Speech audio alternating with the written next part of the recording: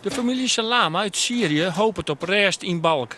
Na een vlecht uit haar heidland ziet ze een jaar lang in een kamp in Turkije en daarna nog een jaar in een neetopvang in Lelystad.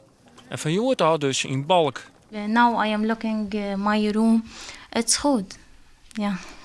And I can cooking and I think I'm free now. Yeah. Joert kan het AZC officieel iepen voor de bewoners. De komende tijd zullen er honderden bijkomen is de verwachting. De meesten binnen vlechten uit Syrië, Eritrea en Irak. Er wordt van alles betocht om de dij terug te komen. Nou, we hebben al een kleine grasmaaier, een kleine zitmaaier aangeschaft. Dus dat gaan we niet uitbesteden, dat gaan bewoners zelf doen.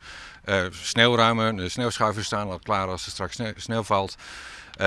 Maar er zit ook te denken aan zaken als een volkstuintje. Bewoners te betrekken bij organisatie van allerlei activiteiten, sportactiviteiten. Kunnen bewoners best zelf, hoeven wij niet voor hun te doen.